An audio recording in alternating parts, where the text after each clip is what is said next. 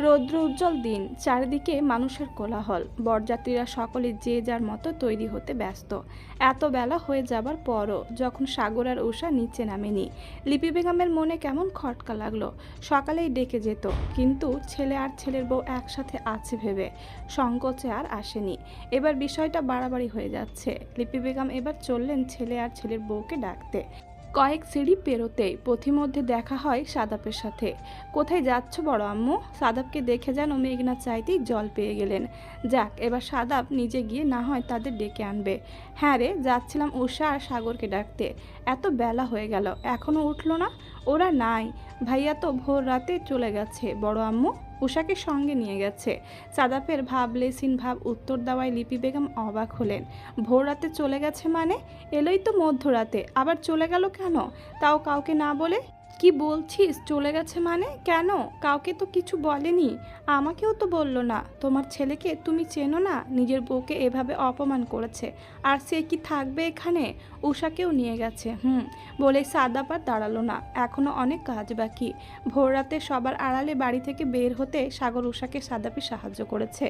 তার মন মেজাজ এমনিতেই ঠিক নেই, মাঝে মাঝেই কাউকে মেরে ফেলতে ইচ্ছে করছে তার। লিপি বেগম অবশ্য খুশিই হলেন। তাদের নিজেদেরও এখানে থাকতে ইচ্ছে করছে না। বাড়ির সকলেই চান সাগর যেন উষাকে মেনে নেয়। এমন না যে উষার জন্য ছেলে খুঁজে পাওয়া যাবে না, কিন্তু একটা সম্পর্ক যেহেতু গড়েছে, সেটা ভাঙতে চাচ্ছে না কেউ। তাও আবার নিজেদের মধ্যেই বিয়েটা হয়েছে। উষারও সাগরের প্রতি দুর্বলতা আছে। আর উষার মতো একটা মেয়েকে কেউ অপছন্দ করতে পারে নাকি?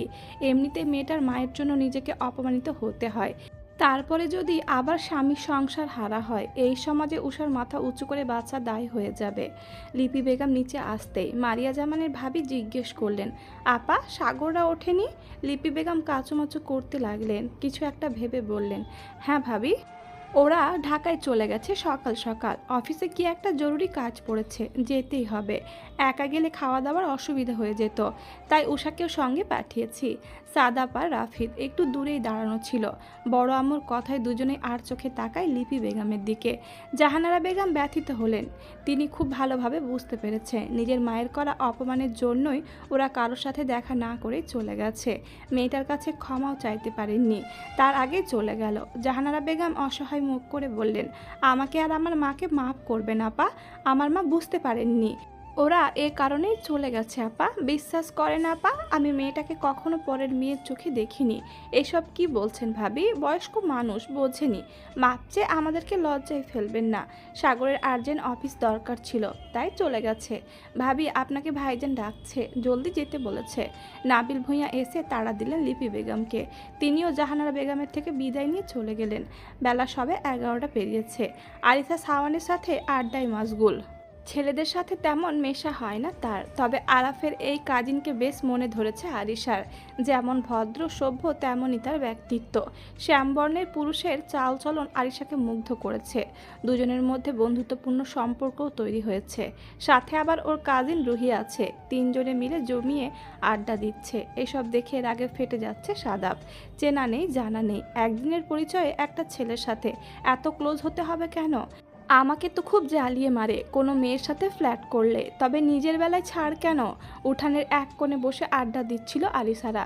সেই মুহূর্তে ছাদ থেকে বাচ্চারা গাঁদা ফুল ছিটিয়ে দেয় আলিসাদের ওপরে। রুহি আর শাওয়ান অন্য পাশে বসার কারণে ওদের গায়ে না পড়লেও আলিসার গায়ে পড়েছে। ইস আলিসা, তোমার চুল তো একদম ফুলে পরিপূর্ণ হয়ে গেছে, দেখতে খুব কিউট লাগছে। কি বলছো রুহি আপু, চুলে কি বেশি ফুল পড়েছে? হ্যাঁ। এই মা, আমাকে একটু সাহায্য করো না। আমার চুল খুব সেনসিটিভ, জট লেগে যাবে, পরে চুল ছিঁড়ে যাবে অনেকগুলো। সেই মুহূর্তে রুহির ডাক পড়ে। রুহি আর সেখানে থাকে না, চলে যায় নিজের মায়ের কাছে। আরিশার অসহায় ভাব দেখে শাওয়ান বলে, তুমি চাইলে আমি হেল্প করতে পারি আরিশা। আরিশা যেন এটাই চাচ্ছিল। সৌজন্যমূলক হাসি দিয়ে বলল, তুমি হেল্প করতে চাও? বেশ, করো তাহলে। তবে পারবে তো? শাওয়ান হেসে বলে, I will try my best Arisa. যদি ভুল হয় তাহলে তুমি শিখিয়ে দিও। আরিসাও মুচকি হেসে মাথা নাড়ায়। শাওয়ানের এই কোমল দিকটাই তার খুব ভালো লেগেছে। দূর থেকে সবটাই দেখছিল সাদাব, আর রাগে ফুঁসছিল। যেই শাওয়ান আরিসার চুলে হাত দিল, নিজেকে আর নিয়ন্ত্রণ করতে পারল না সাদাব। হয়তো নিয়ন্ত্রণ করার চেষ্টাও করল না সে। সাদাব হন্তদন্ত হয়ে ছুট লাগায় আরিসার দিকে। শাওয়ানের হাতটা খপ করে ধরে ফেলে মুহূর্তেই। হাতে বাঁধা বাঁধা পড়ায় কিছুটা অবাক হয় শাওন। পাশ ফিরে তাকাতে দেখে সাদাবকে। সাদাবকে দেখে শাওন এবং আরিসা দুজনেই অবাক হয়। তোমার কাজিন সাদাব না? তোমার ব্যাচমেট যে। আরিসা মুচকি হেসে বলে, সাদাফের ফর্সা মুখটা রক্তিম হয়ে আসে। তুমি তুমি করে কথা বলা হচ্ছে, দাঁড়া বেটা দেখাচ্ছি মজা। সাদাফের চোখে মুখে রাগের আভাস স্পষ্ট, আর তার আচরণেও শাওনের কিছুটা সন্দেহ হয়। কি হয়েছে ছোট ভাই, তুমি ঠিক আছো? তোমাকে দেখে তো ঠিক লাগছে না। এই কথাটা যেন সাদাপের রাগে ঘি ঢালার মতো কাজ করলো। সে শাওনকে পাশ কাটিয়ে আরিসার দিকে একটু ঝুঁকে আরিসার হাতটা খপ করে ধরে ফেলে। পরপর এক ঝটকায় টান দিয়ে দাঁড় করায়। সাদাপের আচরণে আরিসা হকচকিয়ে ওঠে। কি হচ্ছে বুঝতে পারছে না সে। সাদাব আরিসার হাতটা নিজের হাতে পুরে শাওনের দিকে ফিরে, তারপর চিবিয়ে চিবিয়ে বলে, if you don't mind, you want privacy please. সাদাবের এমন রাজভারী স্বরে বলা কথায় শাওন অপমানিত বোধ করে, সাথে কিছুটা বিচলিত হয়। শাওন বসা থেকে দাঁড়িয়ে যায়, আরিসার মুখের দিকে কয়েক সেকেন্ড তাকিয়ে থেকে বলে, সিওর, বলে শাওন চলে যায়। আরিসা পিছু ডাকতে চেয়েও ডাকেনি, সাদাবকে দেখে। সাদাব অগ্নি চক্ষু নিয়ে তাকায় আরিসার দিকে। আরিসা তার থেকেও রাগের দৃষ্টিতে তাকিয়ে আছে সাদাবের দিকে। তেজি কণ্ঠে জানতে চায়, কি সমস্যা তোর? তুই ওর সামনে এমন বিহেভ করলি কেন? কি ভাববে ও? আর হাত ধরে রেখেছিস কেন? ছাড় হাত, বলে সাদাবের মুঠোয় বন্দি থাকা নিজের হাতটাকে ছাড়াতে লেগে পড়ে আরিসা। সাদাব ভুরুজোড়া কুঞ্চিত করে ফেলে, আশেপাশে তাকিয়ে দেখে অনেক মানুষ আছে। সাদাব আরিসাকে নিজের গায়ে সর্বশক্তি দিয়ে টানতে থাকে আর হিস হিসিয়ে বলে, বাহ, ও ও বলে ডাকা হচ্ছে কি? এমন করার কি আছে? আর আমার হাত এভাবে ধরে টানছিস কেন? ছাড় বলছি। যখন তোর গায়ে হাত দিচ্ছিল, চুলে হাত দিচ্ছিল, তখন কোথায় ছিল এই অগ্নিরূপ? ছেলে দেখলে গলে গলে পড়িস না? আবার ও কি ভাববে সেটাও ভাবতে হয় তোকে। বা ভালো উন্নতি হচ্ছে আমার ফুপুর মেয়ের। মুখে লাগাম টান, একদম বাজে কথা বলবি না।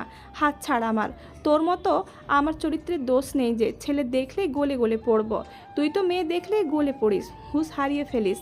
সবাই প্লে বয় বলে তোকেই জানে, আর একটা বাজে কথা বলবি তো এখানে জানে মেরে দেব। আরিসার কথা বাড়ালো না। সে যতই প্রতিবাদী হোক, ছেলেদের রাগকে ভয় পায়, বিশেষ করে নিজের ভাইদের রাগতে দেখলে এমনিতেই গুটিয়ে যায়। তার উপরে সাদাবের এমন রাগ সে আগে দেখেনি। কি রে সাদাব, ওকে এভাবে টানতে টানতে কোথায় নিয়ে যাচ্ছিস? মাঝপথে রাফিদের কথায় কিছুটা অপ্রস্তুত হয় সাদাব। এই তো ভাইয়া, আমার পাঞ্জাবিটা একটু কুঁচকে গেছে, ওকে দিয়ে ইস্ত্রি করিয়ে নেব। কই, আমি তোর সাথেই ছিলাম, তোর পাঞ্জাবিও দেখলাম, কুচকে যায়নি তো?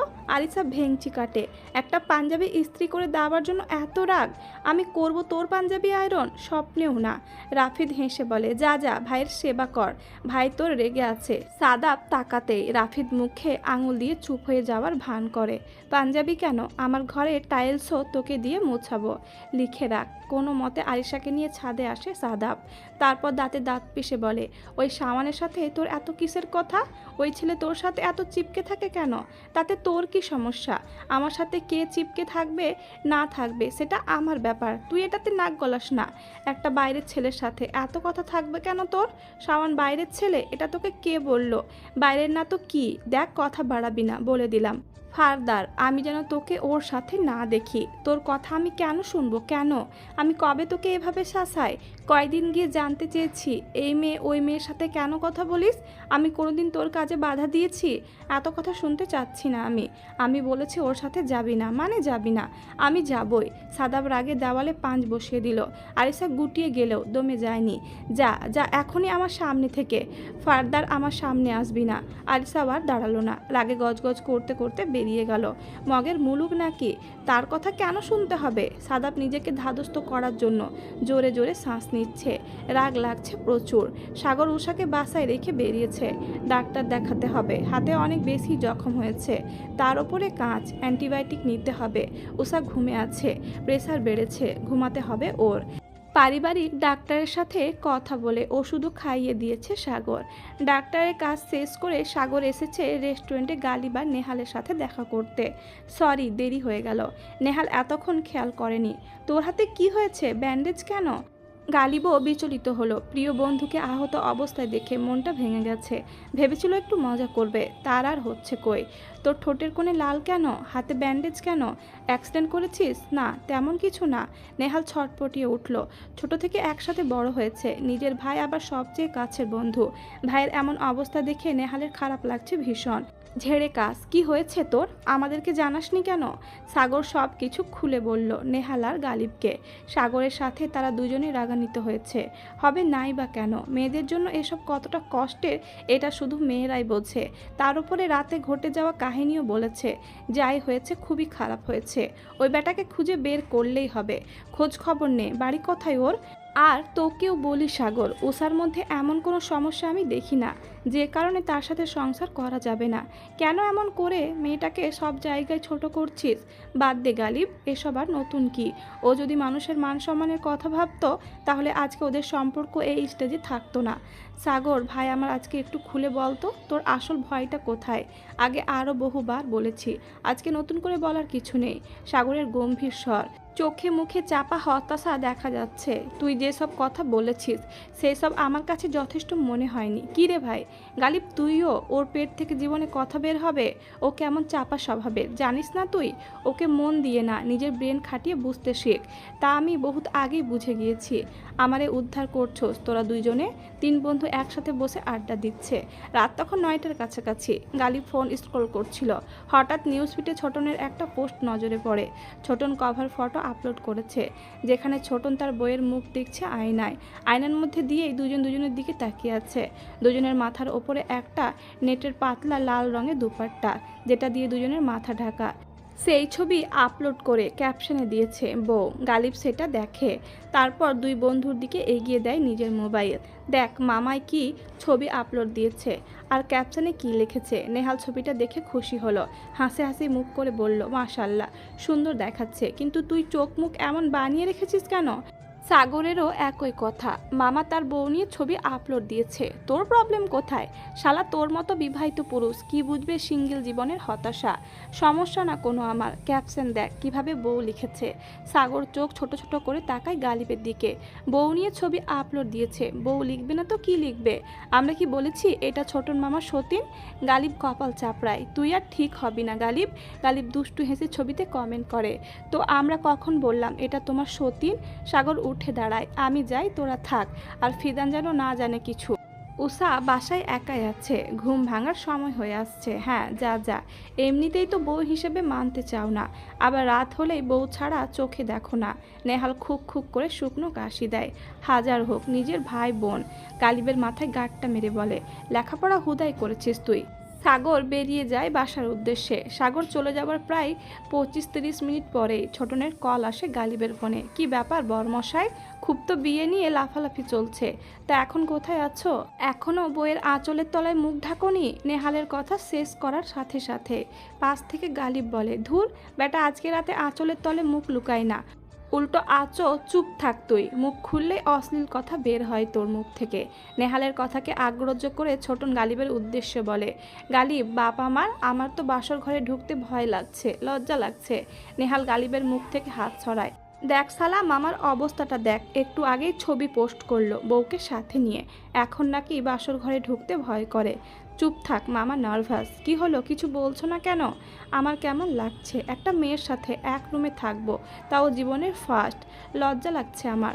সকালে ভাই ভাবির সামনে আপার সামনে কিভাবে যাব? সবাই বুঝে যাবে আমি বাসর করেছি। ছোটনের কথায় গালিব ভুরু কুচকালো, দুষ্টমির স্বরে বলল, এই যখন বিয়ে করার জন্য পাত্রী দেখছিল তখন লজ্জা করলো না? পাড়া প্রতিবেশী সহ 14 গোষ্ঠীকে জানিয়ে যে বিয়ে করলে তখন লজ্জা লাগেনি? আর এখন বাসর ঘরে যেতে তোমার লজ্জা লাগে? নেহাত তুমি আমার 2 বছরের বড় আর সম্পর্কে মামা হও, তাই তো মুখটা সামনে রেখেছি, নয়তো দেখতে মেয়েদের মতো এমন ঢং না করে ঘরে ঢুকে পড়ো। বলছিস তোরা? না আমরা না, আমাদের ভূত বলছে।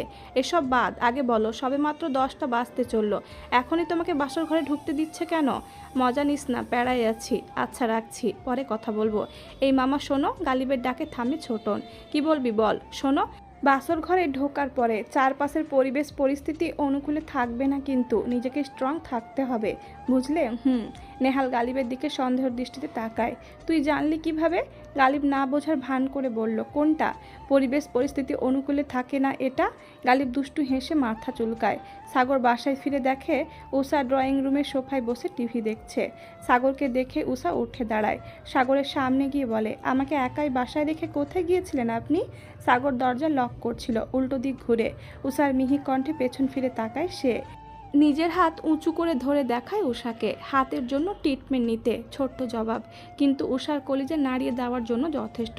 ক্লান্ত শরীরে সাগরের গভীর পুরুষালী স্বর, তার উপরে চাপা রাগের সংমিশ্রণ।